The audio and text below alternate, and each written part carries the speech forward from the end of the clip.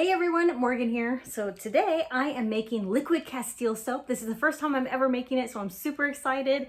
I love liquid Castile soap. In fact, I love all different types of Castile soap. Castile soap is basically just a really heavy like olive oil soap. So the bar soap kind is a really heavy with olive oil. I made it. It's still curing. It takes like 4 months to cure. Anyway, and then the liquid Castile soap also takes a lot of olive oil, but there's no cure time with liquid soap, which is really cool. So this goes well. I'm going to be really excited to try other types of liquid soaps. But okay, let's see here. I bought this crock pot for $20 actually, and this will be my soap making crock pot. I will not make any food in this. You know, we got to take lye seriously. This is potassium hydroxide, not sodium hydroxide. You need to use potassium hydroxide for liquid soap. And then the glycerin, and then I have my olive oil over there. And that's, oh, and water. But that's it. So let's do it. I weigh everything on an actual scale, by the way. I think it matters. Okay, so I emptied the water and glycerin into this bowl. Okay, I thought the camera was on, but I just poured the olive oil, the 32 ounces of olive oil into the crock pot. Let me show you here. There it is, you can't really see it, but it's there. Just like I would with any soap, I make sure that I'm using protective gear. I measure out 6.52. You slowly stir the lye into the water. It's never the other way around.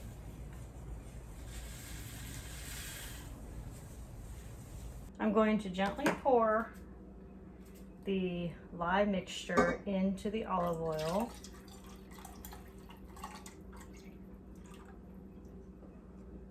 It's very hot, so be careful.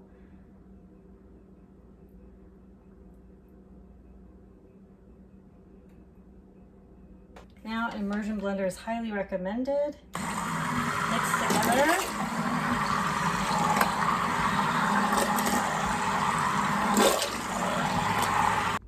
All right, well, I think I've mixed it good enough. It said I was supposed to mix it until the point where it's creamy, and it's pretty creamy. So I'm gonna go ahead and just put the lid on. And at this point, you need to let it cook for 3 to 4 hours. And I need to check on it every half hour or so to like stir it, and then we'll go from there. So I'm stirring it again, and it's getting like really thick, which is what it's supposed to do. You're supposed to be making a paste, not the actual like liquid soap, because you're going to be dissolving this in water. But look how thick it's getting already. Crazy. It's been 2 hours. I have been stirring it. Oops, sorry.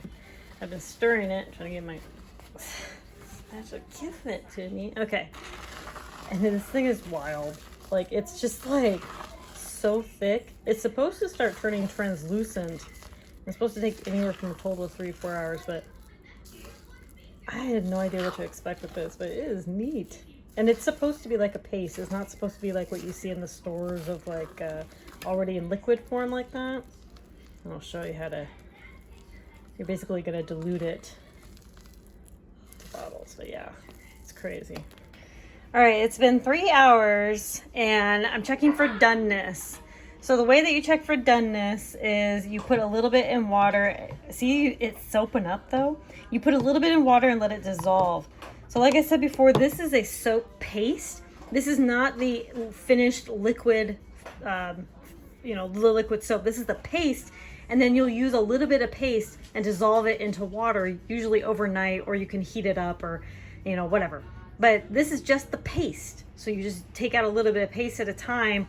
So it'll stay good like this for a very long time. But once you put it in that distilled water, it might, not last as long. It's not like the kind that you'll see in the store and stuff like that has, maybe other stuff to preserve it, that kind of thing. So, but the paste itself will preserve well, but once you put it in the water, you got to use it, within a reasonable amount of time. But you're supposed to check for doneness by letting it just a little bit dissolve in water. It's very soapy. And to see if the water comes out clear. The water is not cloudy as far as I can tell. I mean, it's pretty clear. It's still dissolving too, but I mean, it's very soapy and clear.